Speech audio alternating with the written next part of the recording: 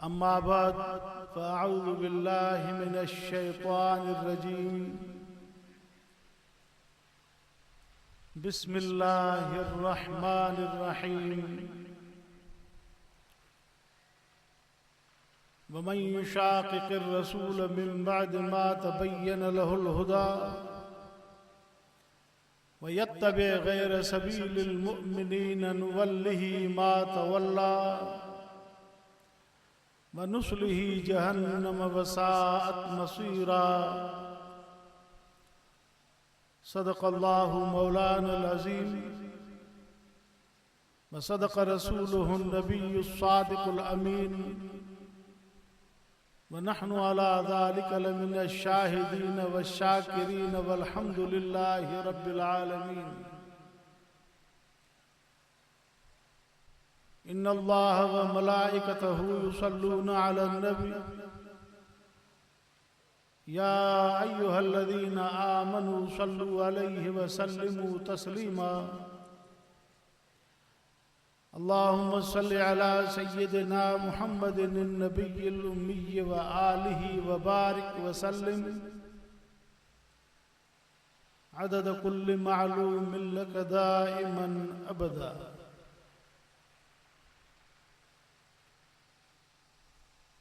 मुझा मोहतरम दोस्तों भाइयों,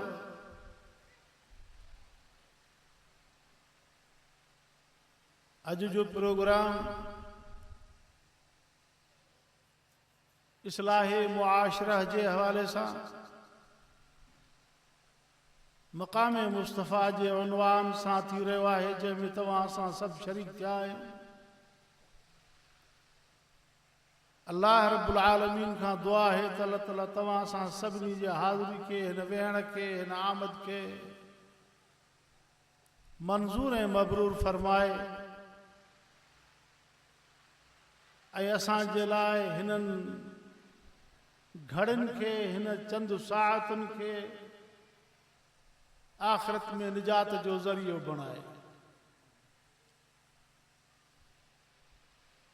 दुनिया के अंदर अल्लाह तबारक व तआला हज़ारें अक़साम मखलूक़ात जा पैदा फरमाया था। का मखलूक खुदा जी उहा है जेका पानी में रहे थी, का उहा मखलूक है जेका ज़मीन के बिरन में रहे थी, का उहा मखलूक है जेका फ़िज़ा में उड़े थी, का उहा मखलूक है जेका ज़मीन के मथां घुमे थी। कंहिंखे तव्हां असां ॾिसूं था, कंहिंखे नथा ॾिसी सघूं पिया, पर इन तमाम तर मखलूक़ात के अंदर अल्लाह रब्बुल आलमीन फरमाए थो त जेकॾहिं असां इज़्ज़त जो ताज कंहिं मखलूक ते रखियो आहे दुनिया में तो वो इंसान है। फरमाई वलक़द करमना बनी आदम, असां इज़्ज़त जो ताज इंसान ते रखियो अथसीं, औलाद आदम ते रखियो अथसीं। व हमलनाहुम फिल बर्रि वल बहर, असां इन्हनि इंसाननि खे खणी घुमायूं था, खुशकी ते हलन त गॾह तव्हां जे लाइ, उठ तव्हां जे लाइ, घोड़ा तव्हां जे लाइ, खच्चर तव्हां जे लाइ।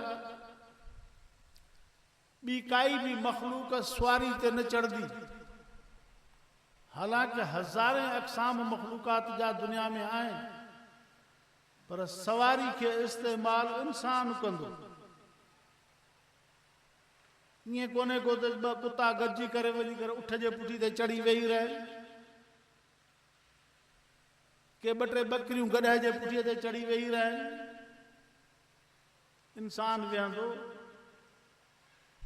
उठ ते चढ़े उन्हीं जी मर्ज़ी, घोड़े ते चढ़े उन्हीं जी मर्ज़ी, गॾह ते चढ़े उन्हीं जी मर्ज़ी, खच्चर ते चढ़े उन्हीं जी मर्ज़ी।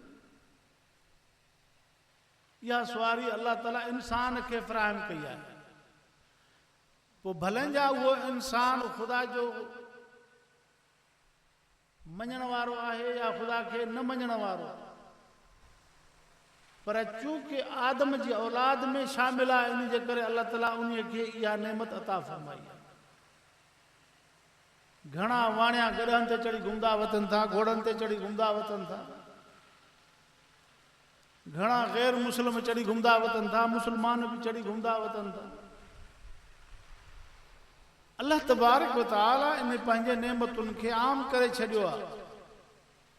फरमाई वरज़क़नाहुम मिन तय्यिबात, पाकीज़ा शयूं इंसाननि खे खारायूं था, खुशबूदार शयूं, फल फ्रूट वग़ैरह वग़ैरह, अनाज ताज़ियूं शयूं इंसाननि खे खारायूं।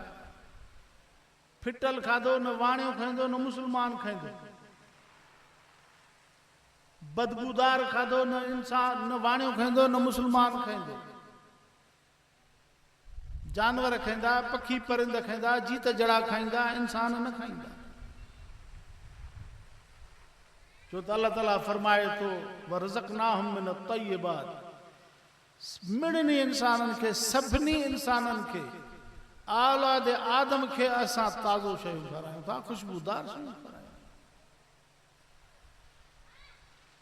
फरमाई वफ़ज़लनाहुम अला कसीरिन मिम्मन ख़लक़ना तफ़ज़ीला, जेका भी मखलूक पैदा फरमाई अथसि तमाम तर मखलूकात में इंसाननि जे शान खे मथां रखियो अथसि। फज़ीलत में इंसान सभिनी खां मथां हो, इज़्ज़त एहतराम में इंसान सभिनी खां मथां हो, खाइण पीअण में, लिबास में, ऐं इंसान जे रहण सहण जूं जायूं अहिड़ियूं कंहिं ॿी मखलूक खे न आहिनि, अहिड़ो लिबास कंहिं ॿी मखलूक खे कोन्हे, अहिड़ो खाधो खुराक कंहिं ॿी मखलूक खे न आहे, अहिड़ी सवारी कंहिं ॿी मखलूक खे न आहे। इन जे करे अल्लाह तबारक व तआला फरमाए थो असां इंसाननि खे इम्तियाज़ी हैसियत ॾिनी आहे। ऐं पोइ इंसान खे अल्लाह तबारक व तआला दुनिया जे अंदरि एॾे वॾे नेमतुनि सां नवाज़े करे, एॾी वॾी क़द्र ऐं मंज़िलत सां नवाज़े करे, हे पंहिंजो फरमान इन जे करे इंसान खे ॾिने त तोखे सम्झे, तोखे अकुल आहे, ऐं हिन जे मथां अमल तूं कंदे, हे तोखे सम्झाइण जे लाइ आयो आहे, हे तोॾे मोकिलियो अथसि, हे मां पंहिंजो फरमान, पंहिंजो हुकुम, पंहिंजो पैगाम ऐं इंसान तोॾे मोकिलियो आहे। अल्लाह तबारक व तआला हर दौर जे अंदरि इंसान ज़ात ॾे ॿ शयूं मोकिलियूं आहिनि, हिकु पंहिंजो पैगाम मोकिलियो अथई, ॿियो रसूल मोकिलियो। उन रसूल जे मार्फत अल्लाह तबारक व तआला इंसाननि खे पंहिंजे पैगाम सां नवाज़ियो। हज़रत दाऊद खे मोकिलियईं त उन जे मार्फत अल्लाह तबारक व तआला हज़रत दाऊद जे उन उम्मत खे, उन क़ौम खे, उन जमात खे, उन वक़्त जे माण्हुनि खे अल्लाह तबारक व तआला ज़बूर अता फरमायो। हज़रत मूसा खे मोकिलियईं त उन खे तौरात ॾिनई त हे मुंहिंजे ॿारनि खे पढ़ी ॿुधाए, हिन ते अमल कराए। हज़रत ईसा खे मोकिलियईं त हज़रत ईसा जे मार्फत इंजील अता फरमायईं। पैगंबर अलैहिस्सलातु वस्सलाम जी जॾहिं मके में पैदाइश थिए थी ऐं जॾहिं 40 सालनि जी उमिरि खे पहुचनि था त अल्लाह तबारक व तआला सभ खां पहिरियों सूरह इक़रा बिस्म नाज़िल फरमाए थो, ऐं इहो क़ुरान हज़ूर जे मार्फत तव्हां सां इंसाननि खे, हज़ूर जे उम्मत खे अता थियो आहे। अज़ीज़ो, उम्मत जा 2 हिसा थी विया। दुनिया जे अंदरि इंसान 2 हिसनि में तक़सीम थी विया। हिकिड़नि अल्लाह जे अंबिया जो इक़रार कयो, हिकिड़नि इनकार कयो।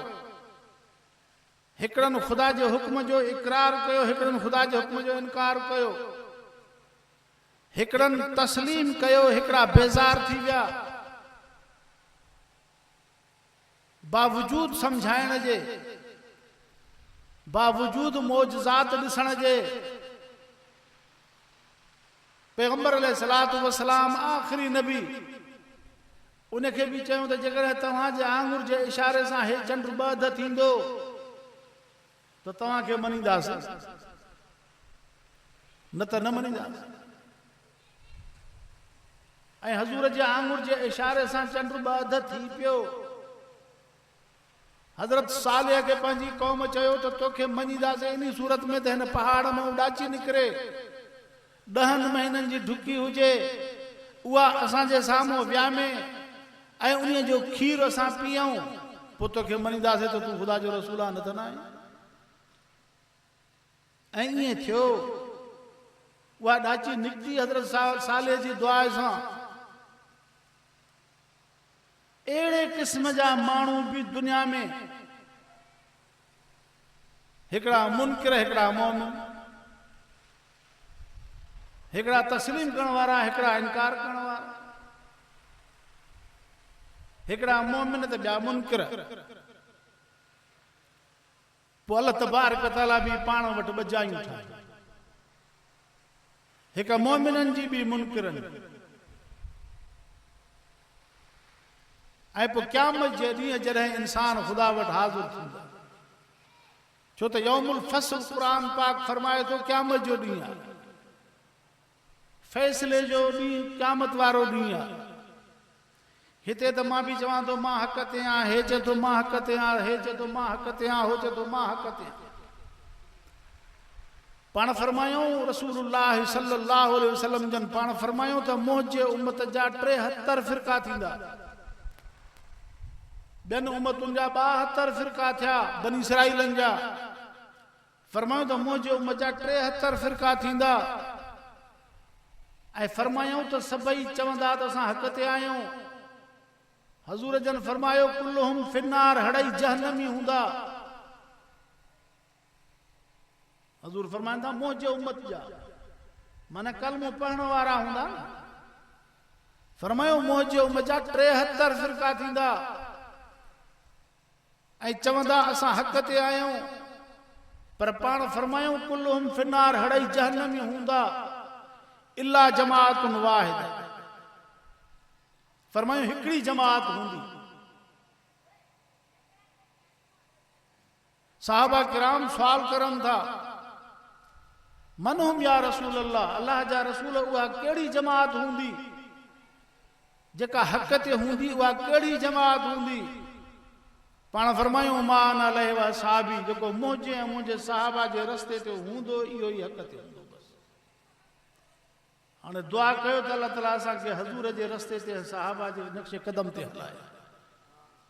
अज़ीज़ो, कुरान पाक फरमाए थो वमन युशाक़िक़िर रसूल मिन बाद मा तबय्यन लहुल हुदा वयत्तबि गैर सबीलिल मुमिनीन नुवल्लिही मा तवल्ला व नुस्लिही जहन्नम वसाअत मसीरा। कुरान फ़ैसिलो करे थो त जंहिं रसूल खे असां हक़ ऐं सच सां मोकिलियोसीं, पंहिंजो पैगाम ॾेई करे मोकिलियोसीं, असां पंहिंजो फरमान ॾेई करे मोकिलियोसीं, असां पंहिंजो हुकुमनामो ॾेई करे मोकिलियोसीं, जंहिंखे बशीर ऐं नज़ीर करे मोकिलियोसीं, जंहिंखे तव्हांजो मुक़्तदा ऐं रहबर करे मोकिलियोसीं। पोइ उन रसूल जी जेकॾहिं कंहिं मुखालफ़त कई ऐं उन जे पैरोकारनि जो रस्तो बि अख़्तियार न कयूं, वयत्तबि गैर सबीलिल मुमिनीन, अहिड़े रस्ते जी कॾहिं लॻा जेको हज़ूर जे ग़ुलामनि जो रस्तो न हुयो। हज़ूर जे मथां जन ईमान आंदो, जेके हज़ूर जे तरीक़े ते हलनि पिया, उन तरीक़े खे बि अख़्तियार न कयूं। न रसूल जो रस्तो उन्हनि खे वणियो, न हज़ूर जे पैरोकारनि जो रस्तो उन्हनि खे वणियो। पर रब साईं फरमाए थो नुवल्लिही मा तवल्ला, अहिड़नि माण्हुनि खे असां धिको ॾेई छॾींदा आहियूं, जीअं असां सिंधीअ में चवंदा आहियूं वॾा छॾ मंडे खे त हले वारी। पोइ अल्लाह तबारक व तआला फरमाए थो नुवल्लिही मा तवल्ला, असां उनखे धिको ॾेई छॾींदा आहियूं जाॾे हलंदो आहे। व नुस्लिही जहन्नम वसाअत मसीरा, फिरी फिरी वञी जहन्नम जे कुन में किरंदो आहे, जेका बुरे में बुरी जाइ। अज़ीज़ो, हे दुनिया दारुल अमल आहे, अमल जो घर ही आहे। ब जहान क्रॉस करे आया आहियूं, ब जहान अॻियां आहिनि। इंसान जे मथां कुल 5 जहान आहिनि इंसान जा, जाथो इंसान खे गुज़र करणो पए थो। हिकु आलम अरवा, रूहनि जो जहान हुयो। ॿियो आलम बतन, माउ जे पेट जो जहान हुयो। वरी आलम दुनिया, हिन 3 जहान में आयासीं। वरी हितां निकिरंदासीं आलम बरज़ख, कब्र वारो जहान। वरी कब्र में उथंदासीं त आलम आख़िरत, आख़िरत वारो जहान, यौम हशर। फ़ैसला कुन मरहलो उते थींदो। आलम अरवाह में असांखे कोई ख़ुदा जो हुकुम न हुयो। सिर्फ़ उते अल्लाह तबारक व तआला रूहनि खां पुछा कई ही त अलस्तु बिरब्बिकुम, मां तव्हांजो रब न आहियां? सभिनी चयो कालू भला हा साईं तूं असांजो मालिक आहे। सभिनी रूहनि इहो जवाबु ॾिनो कालू भला साईं तूं असांजो रब आहे। उतां निकितासीं माउ जे पेट में आयासीं। माउ जे पेट मां जंहिंमहिल निकितासीं त दुनिया में अची अखि पटीसीं। जॾहिं दुनिया में आयासीं त ख़ुदा जो क़ुर ॾिठोसीं, अलाह जो फरमान ॾिठोसीं, अलाह जो रसूल ॾिठोसीं, उन जो फरमान ॿुधोसीं, हज़ूर जो तरीक़ो। इते दीन मिलियो, मिलत मिली, इस्लाम मिलियो, शरीयत मिली, तरीक़ो मिलियो, राह मिलियो, ज़िंदगी गुज़ारण जा उसूल मिलिया। त तव्हांखे ज़ाती ज़िंदगी हीअं गुज़ारणी आहे, मुआशरती ज़िंदगी हीअं गुज़ारणी आहे, इज़्दिवाजी ज़िंदगी हीअं गुज़ारणी आहे, ऐं इंतिज़ामी ज़िंदगी हीअं गुज़ारणी आहे। ऐं तव्हांखे पंहिंजे क़रीबन अज़ीज़नि सां ही तालुक़ अहिड़े क़िस्म जो क़ाइमु रखिणो आहे, पंहिंजे पाड़े सां हीअं हलणो आहे, पंहिंजे बच्चनि सां हीअं हलणो आहे, पंहिंजे शहर वासियुनि सां हीअं हलणो आहे। ऐं ही अलाह जा फ़र्ज़ अथव, ही तव्हांखे अलाह जा फ़राइज़ अदा करणा आहिनि। ऐं हिन मुआशरे में तव्हांखे इफ़त ऐं पाक दामनी सां रहणो आहे। ला तक़रबु ज़िना, ज़िना जे वेझो न वञो। ला तक़रबु माल यतीम, यतीम जे माल जे वेझो न वञो। नशे जूं शयूं न वापराइजो। अल्लाह तबारक व तआला क़ुर पाक जे ज़रिए हिकिड़ा अवामिर, हिकिड़ा नवाही, हिकिड़नि शयुनि जो ख़ुदा हुकुम करे थो, हिकिड़नि खां झले थो। पोइ जॾहिं हे इंसान पंहिंजे अकुल खां, पंहिंजे फ़हम खां, पंहिंजे सम्झ खां कमु वठे थो त मुंहिंजो रब मूंखे हिननि शयुनि जो हुकुम करे थो, मां इहे शयूं कयां, हिननि खां झले थो इहे न कयां। पोइ जॾहिं इहो इंसान उन अलाह जे अवामिर ऐं नवाही जो पाबंद थी करे ऐं पंहिंजे फ़रमान ख़ुदाबंदी ते अमल करे थो ऐं हज़ूर जो मुतबे थिए थो, पैगंबर जे तरीक़े जे मुताबिक़ ज़िंदगी बसर करे थो, त अल्लाह ताला फरमाए थो उलाइका हुमुल मुफ़्लिहून, इहे कामयाब थी दुनिया में निकिरी आया। ये दुनिया में जो कामयाब थी निकिरी आया।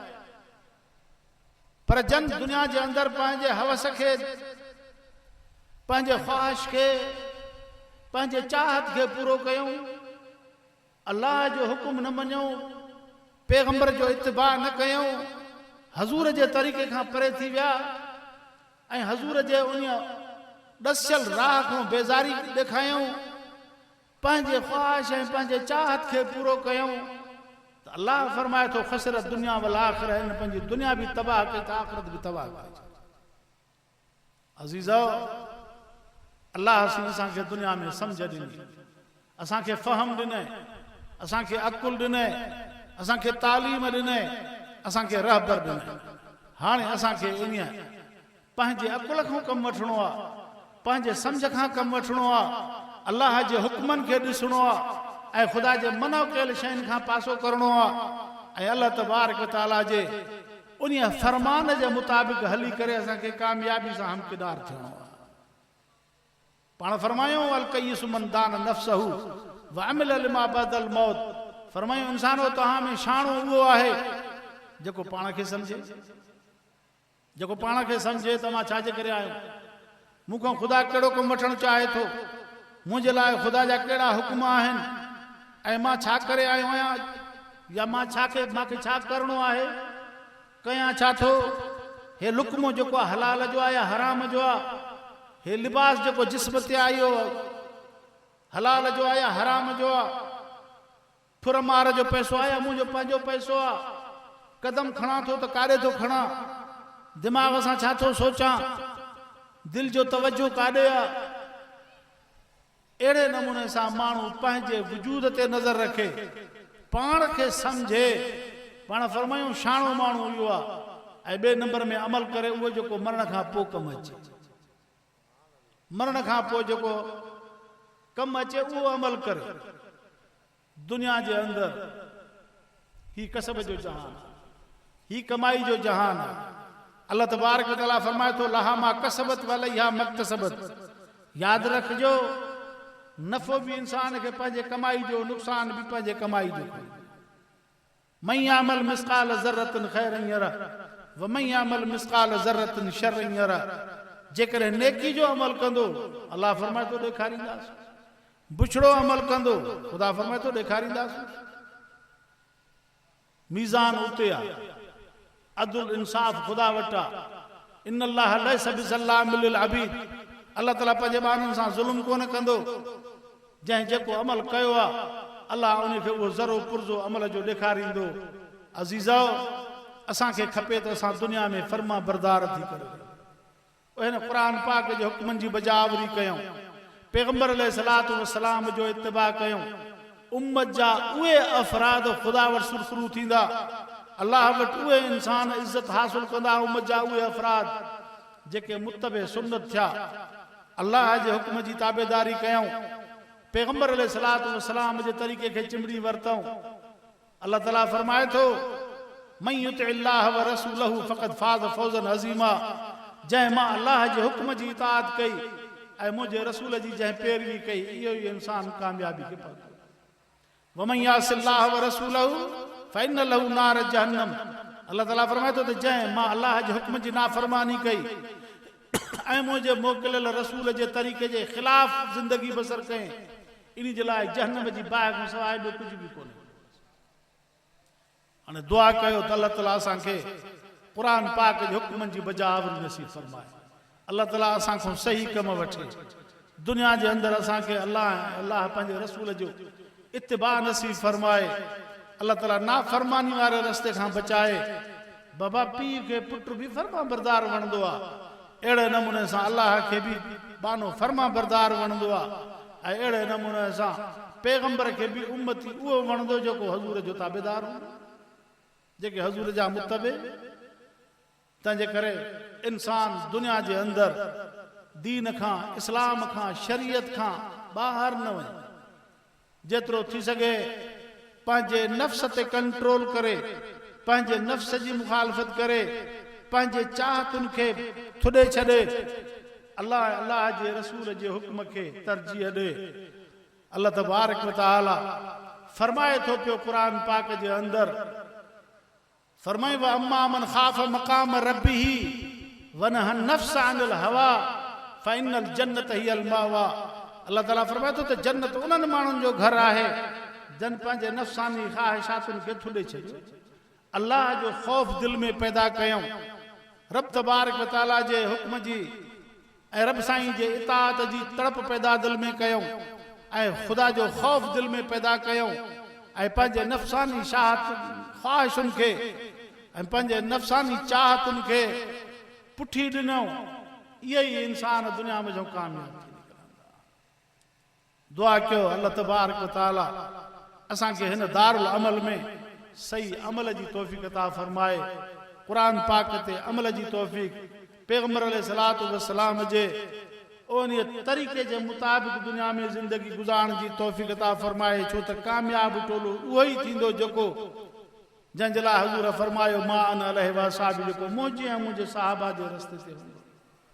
फरमाई वमन यूक़ शुह नफ़्सिही फ़उलाइका हुमुल मुफ़्लिहून अल्लाह तबारक व तआला बि फरमाए थो त तव्हां जो उहे ई कामयाब थींदा जन पंहिंजे नफ़्स जे चाहत जी मुखालफ़त कई जन पंहिंजे नफ़्सानी चाहतुनि खे मुस्तरद कयो नफ़्स जे ख़्वाहिश खे पुठी ॾिनऊं इहो ई इंसान जंहिं पंहिंजो पाण खे नफ़्स जे चाहत खां बचायो इहे ई माण्हू दुनिया में जो कामयाब थी वेंदा नफ़्स त हर कंहिंजो चाहींदो आहे त जेकर हीअ बि हुजे हीअं बि हुजे हीअं बि हुजे पोइ जाइज़ आहे या नाजाइज़ आहे सही आहे या ग़लति आहे हलाल आहे या हराम आहे मुंहिंजो हक़ आहे या मुंहिंजो हक़ न आहे नफ़्स चए थो तंहिंजे करे बसि पोइ घणा माण्हू दुनिया जे अंदरि तबियत जा ग़ुलाम आहिनि शरीयत जी ग़ुलामी को करे थो के माण्हू आहिनि थोरा जेके शरीयत जी ग़ुलामी में हलनि था त जीअं शरीयत चवंदी जीअं क़ुरान चवंदो जीअं असांखे इस्लाम जी तालीम मिलंदी जीअं पैगंबर पाक जो तरीक़ो असांखे मिलंदो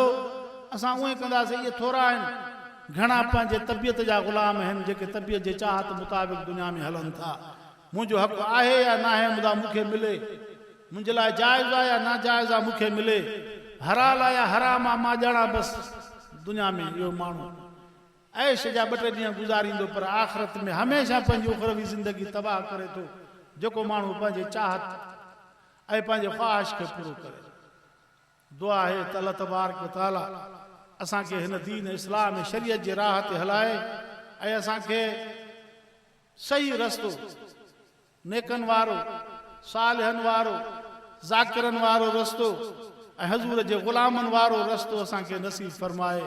अल्लाह तबारक व तआला तव्हां सां सभिनी जी हाज़िरी खे हिन वेहण खे जन दोस्तनि हिन इंतज़ाम कयो आहे जलसे जो, अल्लाह ताला उन्हनि जे इन अमल ख़ैर खे क़बूल फरमाए ऐं असांजे हिननि जलसनि खे हिदायत जो सबबु बणाए। आख़िर दावाना अनिल हम्दुलिल्लाहि रब्बिल आलमीन।